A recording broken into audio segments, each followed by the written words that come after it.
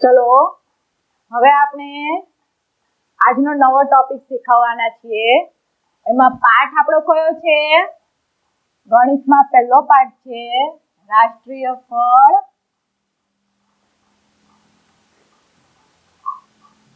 કેરી. બરાબર? કેરી વિશે તો તમે બધા જાણો જ છો અને આપણે ઘણી બધી માહિતી મેળવી છે કેરી વિશે. બરાબર? હવે તમે એ જાણો કે કેરી વિશે માહિતી મેળવતા આપણને પાઠમાંથી ઘણું બધું શીખવા મળે છે. અહીંયા આપણને નવા ટોપિકમાં શું મળ્યું જોવા કે મેં તમને શીખવાડ્યું કે આપણને એક કોષ્ટક આપેલો છે. બધા ચોપડીમાં કોષ્ટકમાં શું આપેલું છે કે વાહનનો પ્રકાર આપેલો છે. તો વાહનના પ્રકારમાં બળદગાડું છે, છકડો રિક્ષા છે, ટ્રેક્ટર છે, ટ્રક છે. અને સામે બીજા કોષ્ટકમાં જુઓ, એક ફેરામાં કેરીનું થતું વહન છે, કિલોગ્રામમાં છે. અને એના પછી ત્રીજા કોષ્ટકમાં જુઓ તો વાહનની ઝડપ કે 1 કલાકમાં વાહન છે એ કેટલું અંતર કિલોમીટરમાં કાપે છે. બરાબર? તો બળદગાડું પહેલું શું આપ્યું છે? બળદગાડું. શું આપ્યું છે? બળદગાડું. તો બળદગાડું એક ફેરામાં કેરી કેટલી? તો કે 200 કિલોગ્રામ કેરીનું વહન કરે છે. અને કેટલા કિલોગ્રામ અંતર કાપે છે? 4 કિલોમીટર અંતર કાપે છે. કેટલા કિલોમીટર અંતર કાપે છે? 4. એવી રીતે છકડો રિક્ષા. તો છકડો રિક્ષા છે એ એક ફેરામાં કેટલા કિલોગ્રામ કેરીનું વહન કરે છે? 600 કિલોગ્રામ. અને કેટલા કિલોમીટર અંતર કાપે છે એક કલાકમાં? તો કે 12 કિલોગ્રામ. તો આપણે તમને શીખવાડ્યું મેં કે આ એક વાહન, એમાં આપણે બળદગાડું. તો જો પહેલું લખ્યું મેં બળદગાડું. તો બળદગાડું એક ફેરામાં 200 કિલોગ્રામ કેરી લાવે છે, જે આપણને અહીંયા કોષ્ટકમાં જણાવેલું છે. બરાબર? કે એક બળદગાડું છે એક ફેરામાં 200 કિલોગ્રામ કેરી લાવે છે અથવા લઈ જાય છે. બરાબર? તો 7 ફેરામાં કેટલા કિલોગ્રામ કેરી લાવશે? બરાબર?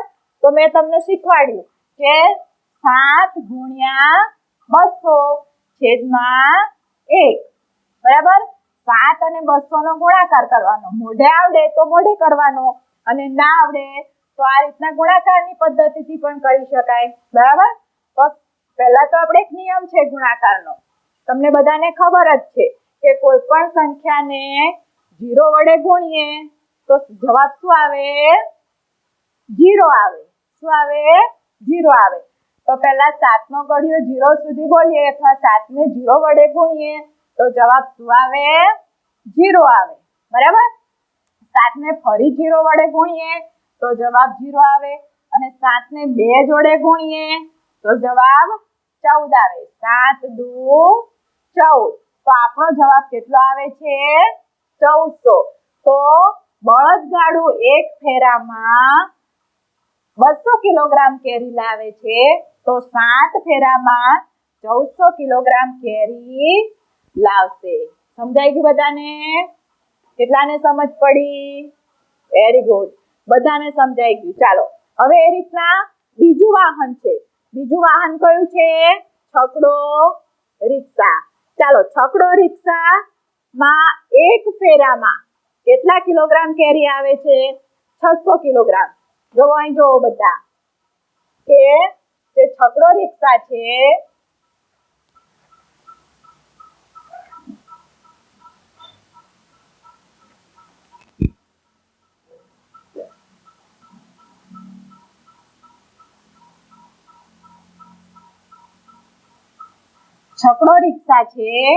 એમાં એક ફેરામાં 600 કિલોગ્રામ કેરી આવે છે.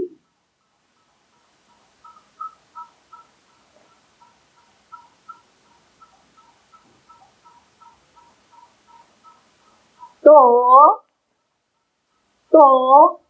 7 ફેરામાં કેટલા કિલોગ્રામ કેરી આવશે?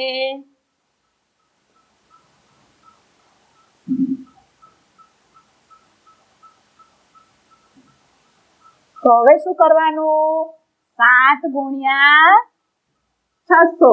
7 ગુણ્યા 600/1. ચાલો આ રીતના આવડતા હોય ડાયરેક્ટ તો ડાયરેક્ટ કરી શકાય, બરાબર. પણ ના આવડતું હોય તો ગુણાકાર કરો. 600 × 7.